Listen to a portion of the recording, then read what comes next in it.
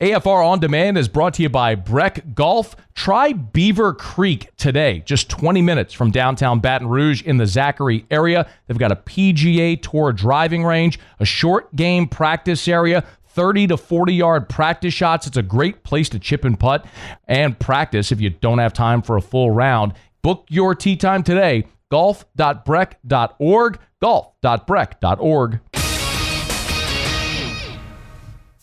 Matt Moscona. I'm very important. After further review. Say it one more time. After further review with Matt Moscona. And here we go. Live from the Raising Cane studio. Let's ride!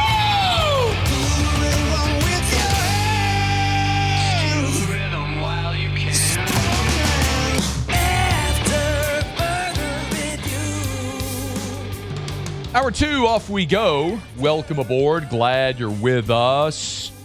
It's AFR, presented by Relief Windows. I'm Matt. This is Shaq O'Neal, and I hate Matt. Paul O'Neal. They're chanting Paul O'Neal's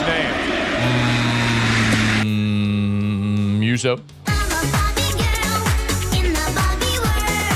And Mr. Toby Tomplay.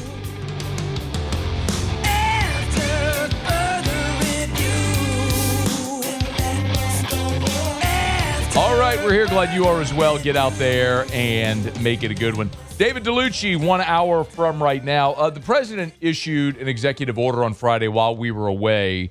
Jeff Watson from Gordon McKernan's team, who handles a lot of their NIL law, is going to be with us in 30 minutes to react to that because a lot of people have asked. Was perusing social media on Thursday, and former LSU great, member of the Atlanta Falcons Ring of Honor, we won't hold that against him, Todd McClure shared a photo on social of he and LSU head coach Lane Kiffin out there on the Ponderosa, basically announcing he had a chance to get out there and watch LSU practice a little bit. So I wanted to get Big Roo on the show, talk a little bit about what he saw. Todd, we always appreciate the time, man. How are you? Oh, doing great, man. I appreciate you having me on. Yep, it's our pleasure. Hey, did I annoy you when you sat with me in the press box or sat next to me in the press box? Not at all, man. I loved it. Catholic high boy, you always got to tolerate him a little bit. I mean, you're just so nice. That's your problem. I don't know. How are you so mean on the football field if you're so nice in real life? Man, just when you cross those lines, it's a different switch has to come on. When you come across, you could be a nice guy. I guess so. Okay, let's talk about practice, man. So how did that come to pass? I mean, do you go out regularly, or was that just a one-off type deal? No, I don't go out a ton, but I wanted to go out and see what it looked like. There's been a lot of hype going around the program with the portal and that class, and I'm excited about Lane Kiffin and what he brings to the program. So I wanted to go see it and got a chance to go do that. Do you have to request to go out, or did they ask you, hey, do you want to come watch? I'm going to give this guy a shout-out. I hate to do it, but, I could call up there. Jack Marucci's still there. Any of those guys, they would let me come watch. But my guy Casey McKenzie's been wanting me to go out there and meet those guys. And so Casey hooked it up for me and went out and watched practice. But I think it's pretty open now. Any of the ex-guys that want to go watch can go watch. In between Casey falling asleep at the baseball games, he was able to... Dude, was that not the best? If anybody saw it on social media, from last the Kentucky weekend, there was a guy sleeping up in the back row of one of the suites, and they're pointing out that was Casey with a jacket on, hood over his head, who fell asleep at the baseball game. Okay, let's talk about what you saw, man. Your first big takeaway was what? Man, I was blown away with the speed of practice. The tempo, nobody was standing on the field, in between drills.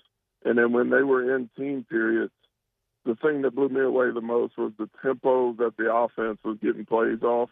And I think, Trey'Dez Green obviously is going to be a feature this year. He's going to be a guy that I think we're going to look back. You think about the greats that played at LSU, whether it's Maravich or Shaq or Burrow or Chase, those guys, you can go through baseball. But I think we're going to look back after this year, and Trey'Dez is going to be one of those guys, when you look 20 years from now, you're going to think about him.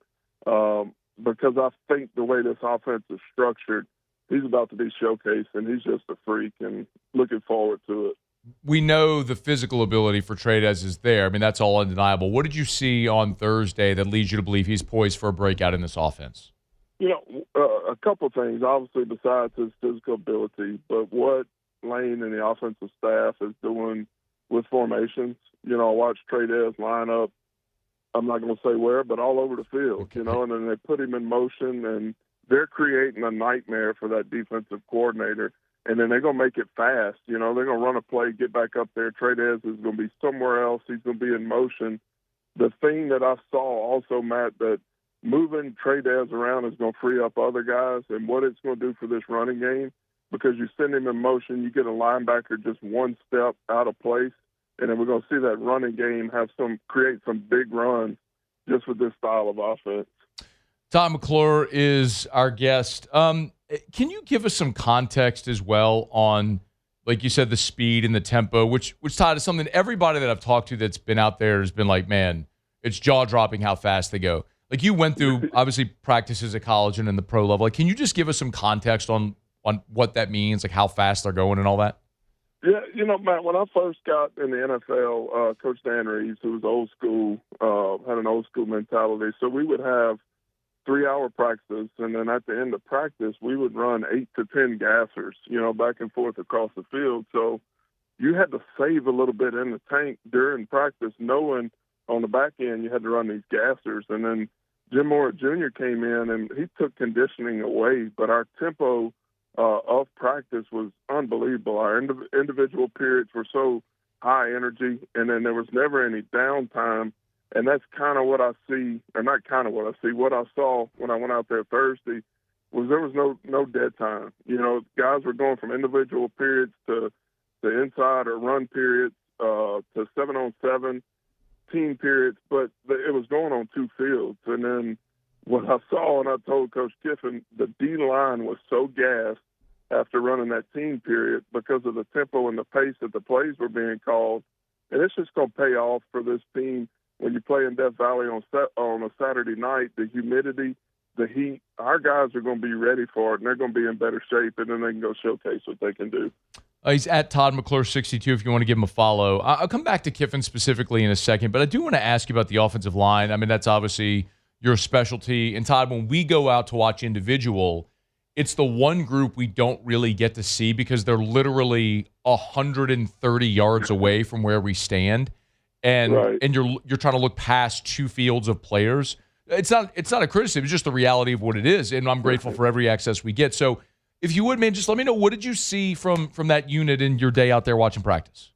Yeah, and I'm guilty of that too, Matt. I went out there to see everything. I really wanted to watch the offensive line a little bit, but then when they went 7-on-7 in team period, I'm like, man, I gotta watch the playmakers. I gotta see what the quarterback's doing, what they're doing formationally. So I put the big guys on the back burner.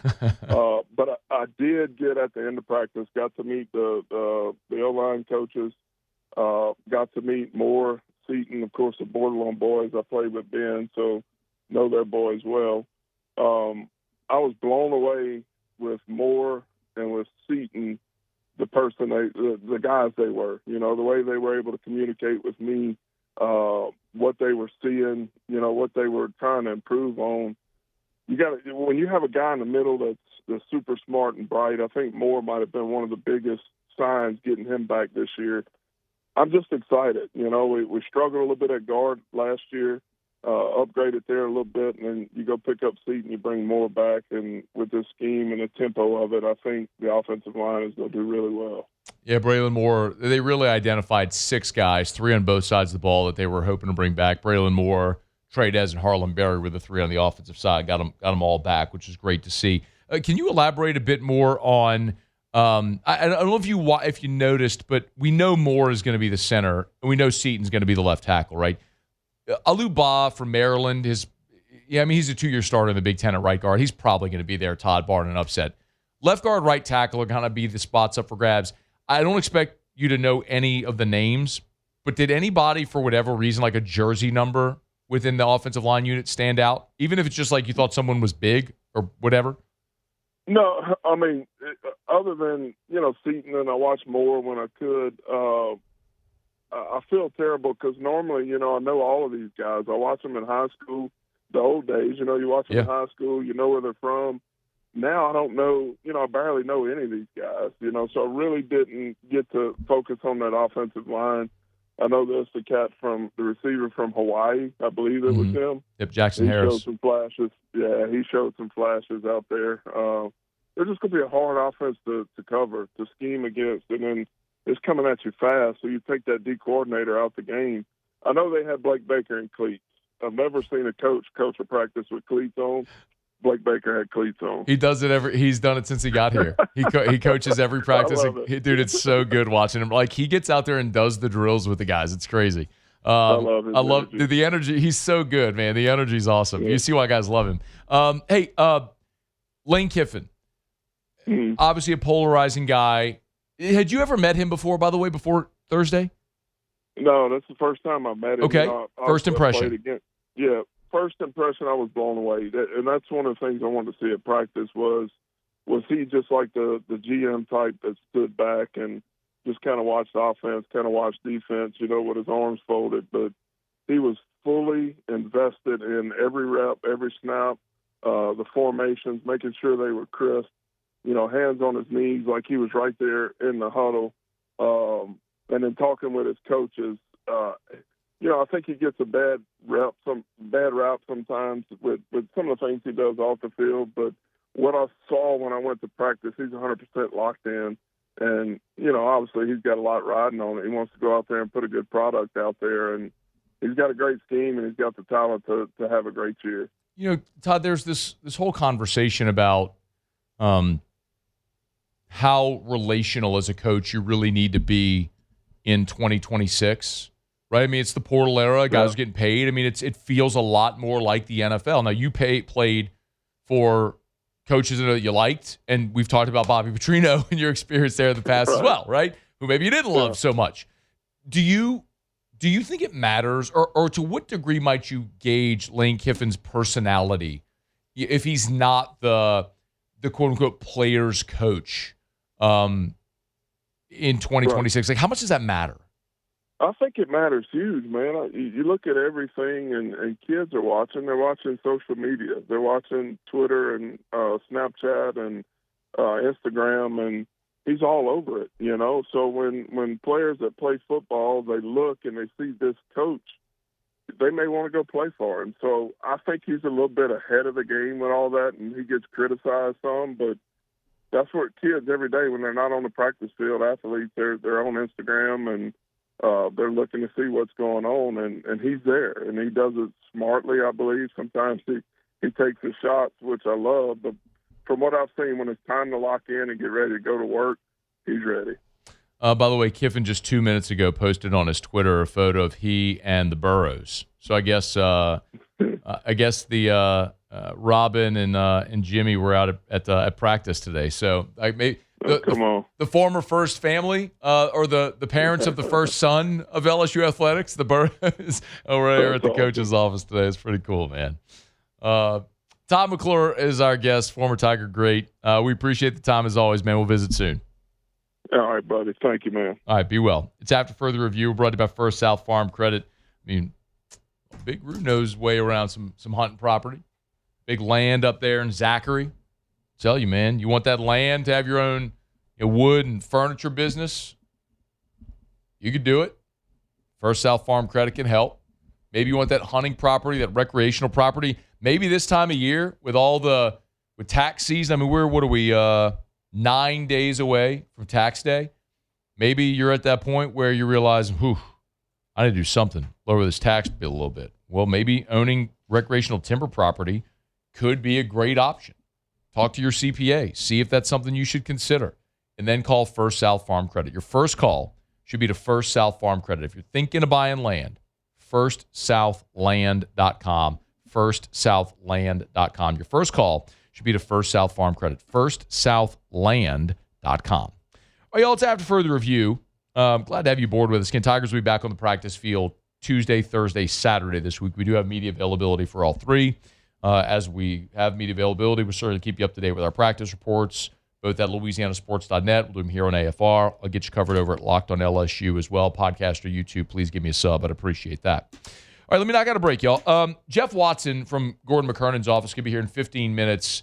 He handles a lot of the legalities for Gordon's NIL deals. And so Jeff's going to talk to us a little bit about President Trump's executive order that he released on Friday. So we'll get to that in about 15 minutes. When we come back, though, there's a lot of scuttle about the Saints potentially trading up in this year's draft. What might that look like? I kind of took a shot at it, who I think they might trade up for. We'll do that when we come back at AFR. AFR. Buy local, shop local. Tell you every single day to go see our friends over at Clegg's Nursery. Bypass the big box stores. Support great local companies like Clegg's Nursery that have been around for 6 decades. Again, if you need anything to beautify your outdoor spaces, we're talking those patio pots, those flowers for your flower beds. You want to add those shrubs, the bushes, the trees. You want to go plant a vegetable garden. Now is the time. Get your hand in the dirt. Get out in the yard. Just plant something. Make it a fun activity for the whole family. Get some natural vitamin D. Get your hands in the dirt. Get some exercise. Breathe some clean air with your kids. And do a fun project like planting a vegetable garden. Watch that vegetable garden grow. Is there anything better than garden-to-table produce vegetables from your garden? Man, you could do it. Clegg's Nursery can help. So you want to beautify your outdoor space or get rid of any of those unwanted pests? Clegg's can help. Buy local, shop local. Clegg's Nursery. After further review, presented by Relief Windows.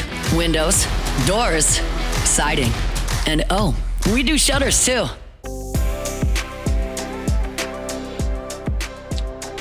It's hard to believe, but 2 weeks from Thursday is the NFL draft. I mean, that came quickly. It is already upon us. And 32 NFL teams are going to change, for better or worse, the future of their franchises. The New Orleans Saints had this past year their most effective draft since that great 2017 draft. The last one before that was really effective was 2006. So, first draft of the Sean Payton era. So, the hits in the draft have been few and far between for the New Orleans Saints. But this is a year where New Orleans is armed with a lot of draft capital. And I think one of the real interesting things that we're starting to see, like one of these talking points that you're starting to see percolate a little bit, is possible opportunities for New Orleans to trade up in round one. And there's 2 things I want to highlight in particular. So, there was a piece over at ESPN where Bill Barnwell looked at trade-up scenarios for all 32 teams. For New Orleans, just as a for instance, the one that he sort of mocked or projected was the Saints doing a trade with the Cardinals to move up to the number 3 overall pick. So going from 8 to 3, and in so doing, they gave up, obviously swapping picks 1 and 8, but then also gave up the number 73 overall pick, and then next year's second-round pick. So that's a pretty steep price to move up 5 spots, but it would have to be the player you wanted. And his summation here is that it would be for an elite-level defensive player, maybe an edge like David Bailey, if that's who they were going for. Mendoza is going to be the first overall pick. Will it be Bailey or Arvell Reese? One of those guys would be there at 3. And so, in theory, you'd be going up to get that elite edge player, which I wouldn't necessarily hate that. I do think with an aging Cameron Jordan, Carl Granderson really last year not living up to his contract. You've got Chase Young, who has been outstanding, and you're looking for an elite-level guy opposite him and potentially to replace him. That would make a lot of sense. And like we talk about all the time, when you're picking in the top 10, you have to get positional value. You have to select a player at a position that you're not going to get a player at that caliber, at that position outside of the top 10. Like, you can get elite-level interior linemen at the back of round 1. You can get elite-level defensive tackles or safeties later in round 1 or even in round 2.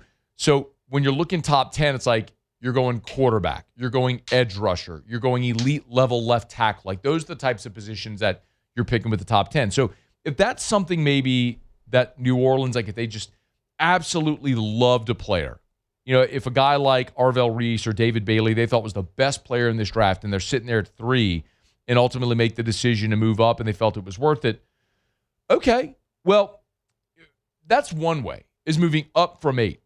There's another sort of option or opportunity that's kind of percolating out there a little bit. And Ross Jackson wrote about this over at LouisianaSports.net over the weekend. I would highly recommend you go read it if you missed it. But he didn't talk about or write about trading up from 8. He wrote about the Saints moving back in to round 1 after using the 8th pick. So basically using the 8th pick and then using a lot of the assets that you've acquired to come back into the back end of round 1 to take another player. And he showed some examples of teams trading back into the end of round 1. So for the most recent one would be what the Giants did a year ago. They took Abdul Carter, number 3 overall, then they traded back into the end of round 1 to take Jackson Dart. And so they gave up number 34, which was their early second-round pick, and they gave up pick number 99. So they gave up 2 picks in last year's draft. So basically a swap, right? They went to 20 from 34 to 25. And then they also gave up number 99 and then a third-rounder in this year's draft, which to get your franchise quarterback would totally be worth it. So if the Saints are sitting there with an early second-round pick this year with picks 42 and 73, that would be a comparable move to what the Giants did a year ago. So there's precedent as far as trade value for what the Saints may do. Like if you want to go from 42 back into round 1 and also give up pick 73 and then a future pick, okay. Like I could see that if there's a player that you love. Now there's a couple of things worth noting here. And by the way, I love that idea way more than moving up in the top 10. I don't love the idea of going from 8 to 3 and giving up what you'd have to as much as I do taking a second first rounder. Because the only way you're going to do that is if there's a player sitting there late in round 1 that you have a first round grade on. It's worth mentioning, just because 32 players are going to be taken in round 1 doesn't mean there's 32 players that the New Orleans Saints have a first-round grade on. Does that make sense? Like you're going to assign a grade to every player in this draft that you think is draftable, but not you may not have. There may be 17 players. I'm just throwing out a number that you go through the evaluation process. Say, all right, we have a first-round grade on 17 players. Well, if there's a player with a first-round grade that's still lingering at pick 25, 26, 27, and you have an opportunity to jump back in and get that player, then you're getting great value for that player. That's what they did with Ryan Ramczyk. Now, remember, they didn't come back into round 1 to take Ramczyk. They had traded Brandon Cook, so they had number 32. They didn't need a right tackle. They had Zach Strief, but they had a first-round grade on Ramczyk, and he was sitting there at 32. They took him. So you have those examples. Another example of when the Saints did this was when they drafted Mark Ingram. Remember, they took Cam Jordan with their first-round pick, but then they moved back into round 1 to take Mark Ingram. So there are examples of New Orleans doing this with Mickey Loomis as their general manager. Now, the other thing that's worth noting, PFF did this metric where a few years ago where they assign draft value to picks, and they crunched the numbers and effectively came to the conclusion that since 2011, this most recent collective bargaining agreement, there's no general manager in the NFL that has lost more value in trades than Mickey Loomis. I stop traffic, right? I know. And according to a pretty modest search that I did on Google, in the last 16 years, the Saints have traded up 26 times. So this is the Saints' MO. Everyone always says, trade back. They're not going to trade back. That's not what they do. So stop asking for that. I mean, maybe there's a wild hair one year where Loomis does it just to spite me because now I'm going to say they're not going to do it.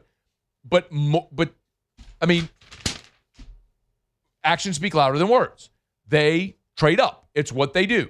If there's a player they like, they get aggressive, they go get it. Fine.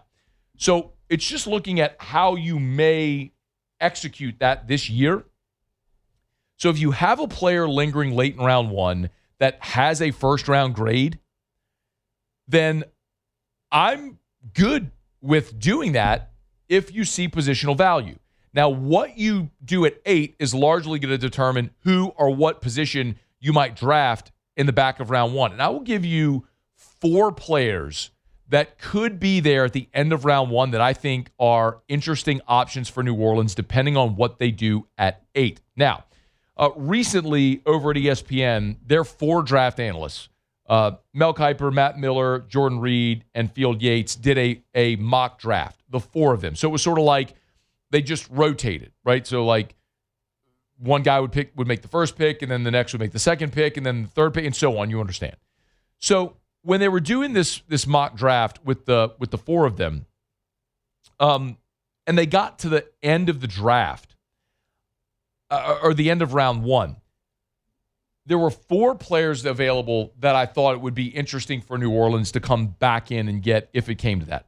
One was Avion Terrell, the cornerback from Clemson. Now, that's obviously notable because you've heard me yell about this. I think the Saints need a cornerback. If the Saints take Mansour Delane 8 overall, I'll be over the moon. If they get an elite number 1 corner at 8 overall, yes, I'll do a backflip. I'll love it. Whether it pans out or not, I can get on board with taking the best player at that position of need. But if you don't take a cornerback at 8 and you need one, and there's a guy sitting there that you have a first-round grade on at the end of round 1, then I could really get on board with that. For whatever it's worth, in this mock draft, they have Avion Terrell. Matt Miller was making the selection, taking Avion Terrell at number 26 overall. One spot later, Jordan Reed has the 49ers taking KC Concepcion, the wide receiver out of Texas A&M. That's another one I could be on board with. I think you need to go corner receiver early in this draft, and if you have an opportunity to get either of those guys at the top of or coming back into round 1 to get a guy that you think could be a true game-breaking receiver or a lockdown corner, I'm good with it. The other 2 are the last 2 picks in this draft. Jordan Reed has Cassius Howell going 31st to the Patriots, and then Field Yates has R. Mason Thomas going 32 to Seattle. 2 edge rushers. I know they're both from SEC schools, but I'm not the one who did this mock draft. They did. But the point is, if you don't get an edge rusher at 8, and one of these guys are sitting there at the back of round 1, and you have a first-round grade on either of them, and you can come back into the end of round 1 and take an edge rusher that you have a first-round grade on, awesome. All that to say, if New Orleans comes out of Thursday, a week from Thursday, and they have 2 first-round players at any combination of edge rusher, cornerback, receiver, I'm going to be over the moon. If you come out getting 2 players with first-round grades at positions of need, I think that accelerates your rebuild, and I'd be pretty fired up to see it, especially if a deal looked like what we just said. Use your number 8 pick on the best player on your board, and then come back into round 1 on a deal similar to what the Giants did to come in the back of round 1 to take Jackson Dart a season ago. That would make a lot of sense to me. All right, it's After Further Review. We're brought to you by Rouse's, the official supermarket of the New Orleans Saints. Rouse's.com, Rouse's.com. You're going to be watching the draft here on a couple of Thursdays. Before you do, get by Rouse's. You're going to be having a draft party. Get all your party platters and trays. Look, I know Easter's behind us, but it's still crawfish season. Remember, they're burling up crawfish every day over at Rouse's at their in-house boiling rooms. So get on by Rouse's. Any of their 76 locations from Lake Charles to Orange Beach and points in between, no matter what you need. If you're making your groceries, you want to go get some dinner for the whole family tonight, you can always do it at Rouse's, the official supermarket of the Saints. Rouse's.com, Rouse's.com. All right, y'all, it's After Further Review, and we're glad you're hanging out with us here. Monday edition of AFR presented by Relief Windows. We'll knock out a quick break. When we come back, Jeff Watson from Gordon's office, who does a lot of their the legalities for their NIL deals, is going to jump aboard with us, give us a reaction to President Trump's executive order, which was issued on Friday. We'll do that next here on AFR. AFR. If you're looking to hire and you're struggling to find the right people that will stay, you need Glow Resources. It's that simple. GLO, glowresources.com. Matt, if I'm looking to hire for what? Doesn't matter. You need skilled blue-collar labor? Great. They specialize in that. Welders, pipe fitters, crane operators, they do all of it. And they also have their professional placement division. So if you need someone for any office job, any white-collar job, from an office assistant up to the C-suite, see, Glow Resources over the course of a year will conduct some 50,000 interviews. Think about that. It's an incredible number. Well, if they're conducting that many interviews over the course of the day, over the course of the year, 15,000, roughly 50 a day, 15,000 over the course of the year. If they're conducting that many interviews, they know the questions to ask and how to find the right people to make your job the most efficient. GLO, glowresources.com. After further review, presented by Relief Windows. Windows, doors, siding, and we do shutters too.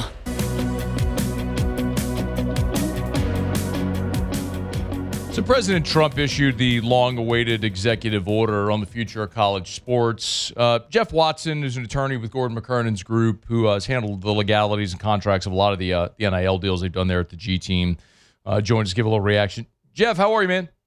Hey, man, doing great. How about yourself? I'm doing well. I think the big question everybody starts with is, okay, the president issued this EO. Is it enforceable? So is it enforceable?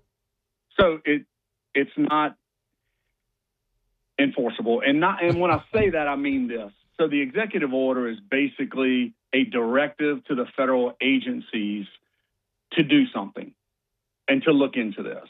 And so this executive order gives them examples of the policies that they would like to see discussed, regulated, looked at. Can we fix this, and can we do this through the federal agencies such as the Department of Education or the Department of Justice? And so what the president is doing is he is ordering an executive order telling them to act. Period. So it's not law. It doesn't change anything at all. So he's effectively telling Congress do something.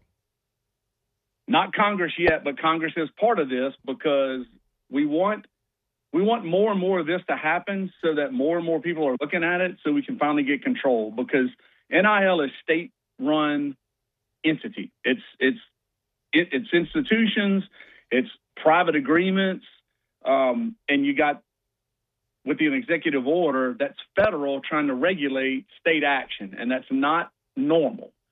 But if we can get to Congress to act, it would help us out a lot, if that makes sense. It does. So we've talked about it a good bit here, Jeff. So our audience, I think, should be at least a little familiar. Obviously, you have 50 states that all have different laws regulating NIL, so there's no level playing field. California is different than Florida, is different than Ohio, is different than Louisiana, all that sort of stuff. So federal law, in theory, would give uniformity. Do you think it is possible for the federal government to reach an agreement and enact some type of law that would be enforceable, that would be uniform? My personal thought on this is Congress only. Because what's going to happen is those federal agencies are going to act thinking that they believe they have the power to act, and they're going to start trying to do things. And as you have seen, when the NCAA tries to do something, it results in litigation. And I think that's what's going to happen with this executive order telling these federal agencies to act, and then people filing lawsuits saying, I don't think that's what that authority means. And so I don't think that authority allows you to be able to create a new 5-year time period for someone to play. I don't think you can come in and, because in the executive order, it talks about some of the examples that they would want, like the 5 years. The one transfer allowed as undergraduate, and then you would get one more as a graduate. I don't know if in the Department of Education there is the authority to be able to do this. And what they're telling the schools is, and if you don't abide by this, we're going to cut your federal funding. And that's going to create a lot of litigation.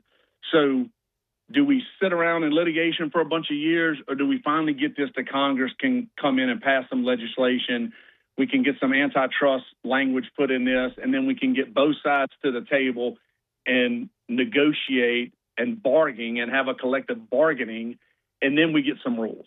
So Jeff Watson is with us from Gordon McKernan Injury Attorney. He's done a lot of the NIL law with Gordon's G team. So you said you collectively bargain, but typically that's between an employee and an employer, and we know that the student athletes are not employees. They've They've even tried to unionize in the past, and the courts have disallowed that. So how could we have a collectively bargained agreement if the student athletes are not legally employees? And I think that's what Congress is going to have to figure out a way to fix this. I think creating name, image, and likeness opened up a can of worms that we cannot go back to because, like I've talked about before on different shows, if someone wants to pay you a certain amount of money to promote a product, how do you limit that? That's the major problem with trying to get everyone on an even playing field. Because that's tough. Because market value is whatever someone deems it to be. It would be the argument. So exactly. I mean, a photograph of an old baseball player on a piece of cardboard looks like a photograph of an old baseball player on a piece of cardboard, unless someone's willing to pay $1 million for it because that photograph is Mickey Mantle, and there's like 3 of them in existence, right? I mean, that's a theory. If someone's willing to pay you, it's what it is. And the second part of that is, which is where the enforcement comes in, is who could stop you from selling that piece of cardboard to that buyer? Right. No one. Yeah. So to put a button on the executive order conversation, what, if anything, in the immediate short term do we think comes of this? Well, since it's not creating new law, and I do not believe it is possible for these federal agencies that are being directed to act that fast, which I believe even the order doesn't come down until August, I think I read. I think this is just another part to get us moving forward to more negotiations and a game plan of how do we get this system into a controlled, fair system. And I think that you're going to have a lot of things, lawsuits and things that are all just part of, are they going to work individually? No. Is this executive order going to work and do something? Not in years, because the executive order comes down, the federal agencies act, people file lawsuits, courts are deciding stuff all over the place. That's years of arguments and research and things like that, because data collection is part of the executive order. So I just think this is part of another issue that pops up that allows us to just keep moving forward until we can finally get into an area where we are seriously now thinking about how do we fix this system. Jeff Watson is our guest from Gordon McCronin Injury Attorneys. Again, does a lot of NIL law with Gordon's GT members. Jeff, it's not the answer I think many people were hoping for, but it's the reality of the situation, man. We appreciate the time. Thanks. All right, buddy. Thank you. Be well. We're brought to you by Lee Michaels Fine Jewelry, lmfj.com, lmfj.com. 9 locations in all. And you know what? A lot of times, something worth considering, maybe you have an anniversary coming up. A lot of times people will trade in their old ring to upgrade. Maybe, when you were first getting hitched, you were buying on a budget. Maybe now a little later in life, you're 10, 15, 20, 30, 50-year anniversary, and you want to upgrade that ring. You can trade in that old ring for an upgrade at Lee Michaels, lmfj.com, lmfj.com. They offer custom pieces. If they have an amazing selection at their 9 locations, but if they don't have what you want, they'll find it. If they can't find it, they'll make it. So they do custom pieces. And listen, they accept returns as well. If she's not thrilled, they want her to love it, and they want you to have the best experience. So if she's not thrilled, they'll take it back. It's Lee Michaels. You're always going to get the Lee Michaels experience. Thrill her with a gift in the red box from Lee Michaels Fine Jewelry, lmfj.com. Okay, thanks to Jeff Watson. We appreciate a couple of minutes. Talk some SEC baseball with Luch here in about 15 minutes from right now. Knock out our final break of hour number 2, presented by Relief Windows. When we come back, LSU Tigers and the pros. It's AFR. AFR. Brought to you by the Watermark and the Renaissance. Watermark downtown, Renaissance Southtown. Boy, downtown Baton Rouge is such a cool spot with so many, so much history in a lot of these buildings that have stood for 100 years and longer, that have been sort of repurposed.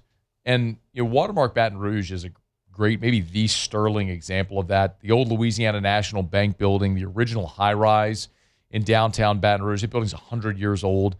And, it's been redeveloped now into Watermark Baton Rouge. So they maintained so much of the historical integrity of that building. When you walk in, you'll see it from a lot of the artwork, the marbling. So much of the original architecture of that building is still in place, but they've updated it with modern amenities. So it's Baton Rouge's premier hotel property. The Gregory is an amazing upscale dining experience right there in the lobby. Milford's on 3rd, sandwich shop, and a great place to host any event downtown. It's Watermark Baton Rouge. Watermark Baton Rouge. After further review, presented by Relief Windows. Windows, doors, siding, and we do shutters too. I want to remind you, we have a text line now for all the shows on the station. So it's our call-in number, 225-499-1045, 499-1045. You could text everybody on our station here throughout the day, starting with Hester and Flynn and Off the Bench and the Live at Lunch guys and Hunt, and then here on AFR in the afternoon. So you can text, save that number in your phone, 225-499-1045, 499-1045. It's still my text line that I've used for years. So that text number is still good. But now in the mornings or middays, whenever, if you want to text any of the shows, you can, 225-499-1045. BJ just sent a text. And Matt asked Jeff about scoring 63 points in a league game on 21 threes. Dude had a hell of a stroke from deep. I mean, I was going to say 63 points is incredible, but 21 threes, I mean, you're kind of a ball hog, Jeff. Like, bro, pass. I mean, you got teammates out there. Share the wealth, Jeff. That guy. What if they were passing it to him because he was open and he was just popping threes? You never played in like a rec league game, have you? No. They weren't. I'm 5'5". Why would we be playing rec league basketball? Because if you're 5'5", you play rec league basketball because you can't play anything else. But nobody's passing in rec league basketball. Just a bunch of creating off the bounce, some ISO ball. That's what we got out there. That's like the Y. Pump. Yeah, you're going strong to the rack, no matter what. Just head fake after. Up and under. It's like beer league softball. Nobody's going the other way to get the runner from first to third. You know what I mean? Oh, no, you're just trying to hit nukes. That's it. Same Nukes. thing. That's all Jeff's doing is just jacking threes. No one's drawing up plays out there. Nobody. Tigers in the pros. Tigers in the pros. They still bleed purple and gold. They're just really rich now. News of the day surrounding former Tigers. Angel Reese, she's on the move in the WNBA. Traded from the Chicago Sky to the Atlanta Dream. Reese, 23 years old. Two-time WNBA rebounding champion, including last year. First player in WNBA history to average at least 12 rebounds per game in a season. She also led the league in double-doubles a season ago. Wanted to be clear, she did not request a trade, but the Sky worked closely with her representation to find her a new home. Split was amicable, no contentiousness in it. But now, Angel Reese, a member of the Atlanta Dream, looking to have a chance to compete for a WNBA championship. In Major League Baseball, Hunter Fiducia on Sunday, 1 for 1. It was a single, hitting .333 in a reserve role here for the Tampa Bay Rays early in the season, was lifted later for a pinch hitter. Jake Fraley got a pinch hit in that game and went 0 for 1. The Colorado Rockies have decided that they don't want to be complete garbage this year and are trying to at least win some games. Jaden Hill was a part of that yesterday on Sunday. 4-1 win with the Rockies. Hill got his first hold of the season through a perfect inning of relief. It was the 7th, 10 pitches, 8 strikes. He is off to a very nice start here so far. Cade Anderson made his professional debut over the weekend. Got the start at the AA level for the Mariners. 4 innings, 5 hits, no runs, walked 1, struck out 6, 59 pitches, 43 strikes, All 5 of the hits were singles, and 2 of them didn't leave the infield. Won't be long for Cade Anderson. That's Tigers in the pros. Remember how I told you last week, like if you're going on a family trip for Easter, you should bring your car to Shawbills, get it checked out before you hit the road. Like you don't want to go on a long trip. I remember that, yeah. Yeah. So my brother and his family live in South Bend. They're coming home for Easter. This sucks. But they were like an hour on Friday. They were like an hour outside of South Bend. Car broke down. Had to get back home, get the car fixed, and then make the drive. So they were like a day late. Told you, man. Like, I'm not trying to out my bro's business and all that sort of stuff, but I just did. But, like, y'all, before you hit the road, I mean, make sure everything's good. Take it to Shawbills. Now, they're in the Shawbills in South Bend, so he's excused from that, right? But before you hit the road, get the tires rotated, get a little vibration on the tires, get that checked out, change your oil, all that good stuff. Shawbills. ShawBillsTire.com, ShawBillsTire.com. Shawbills. We keep you rolling. All right, hour 3, David DeLucci next. AFR. Supper Club closed tonight. They're closed Sunday, Monday, but they're back open tomorrow. So my goodness gracious, what a time. And Lent is past.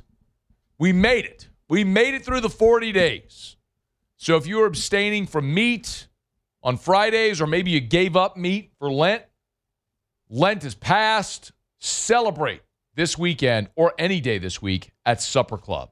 SupperClubBTR.com, SupperClubBTR.com. That's where you can go to get your reservations. Tell you all the time. Open seating at the bar. 14 bar stools, 7 bar tables. You can always walk in without a reservation. Sit there. We did that a couple Saturdays ago. Eric and I were at a charity event for our son's school. Afterwards, we left, went over to Supper Club, have a drink, sat at the bar, ordered some apps. I'm telling you, no matter how you do Supper Club, just do Supper Club. If you haven't been yet, it's time. If you haven't been in a while, it's time to go check out the new menu items. SupperClubBTR.com.